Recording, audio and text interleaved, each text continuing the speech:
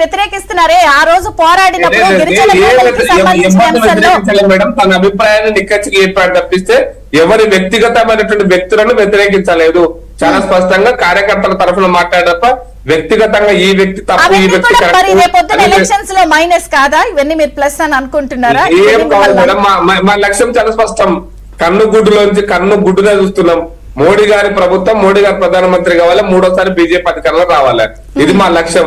ఆ లక్ష్య దిశగా ఎన్నికలు జరుగుతున్నాయి. ఆ లక్ష్య దిశగా మా పోరాటం ఉంది. ఇప్పుడు ప్రకాష్ రెడ్డి గారు మీరు అన్నదానికి ఒకటే, ఇప్పుడు అస్సాం సీఎం ఎవరండి? హిమంత్ విశ్వ శర్మ కాంగ్రెస్ పార్టీ నుంచి వచ్చినవాడు కాదా? జ్యోతిరాదిత్య సింధియా మీరు ఏవియేషన్ మినిస్టర్ చేశారు కదా, ఎక్కడి నుంచి వచ్చారండి? కాంగ్రెస్ పార్టీ నుంచి వచ్చిన వాళ్ళు కదా. సో గోవాలో అండి ఎంతమంది మినిస్టర్ మీరు కాంగ్రెస్ పార్టీ నుంచి చేయలేదు?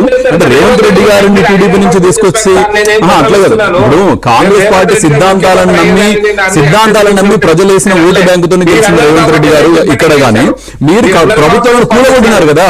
కూలగొట్టి కాంగ్రెస్ పార్టీని చేయించి మీరు వాళ్ళని సీఎం క్యాండిడేట్ చేశారు. మాట్లాడిన విషయం నేను రేవంత్ రెడ్డి గారిని గౌరవిస్తూనే చెప్తాను. నేను అదే అంటున్నా, మీరు మాట్లాడిన దానిలో ఇప్పుడు మీరు అడిగిన క్వశ్చన్ చెప్తున్నా. అస్సాం సీఎం ఎవరండి? అస్సాం సీఎం ఎవరు? ఇంతకుముందు కాంగ్రెస్ పార్టీ పర్సన్ కాదా? అస్సాం సీఎం ఎవరు? జ్యోతిరాదిత్య సింధియా ఎవరు? Aviation minister Jyotiraditya Scindia. అంతమంది గోవాలో ఎవరండి? మహారాష్ట్రలో ఎవరు? వీళ్ళందరినీ మీరు ఎవరున్నారు? కాంగ్రెస్ పార్టీ నుంచి వచ్చిన వాళ్ళు కాదా?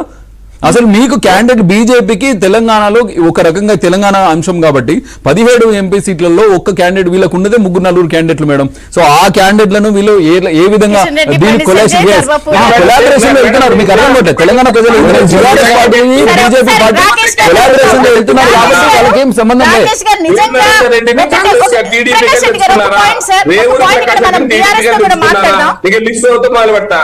మా బీజేపీ గారు రేవూరు ప్రకాష్ రెడ్డి మీరు ఎందుకు తీసుకపోయినారు?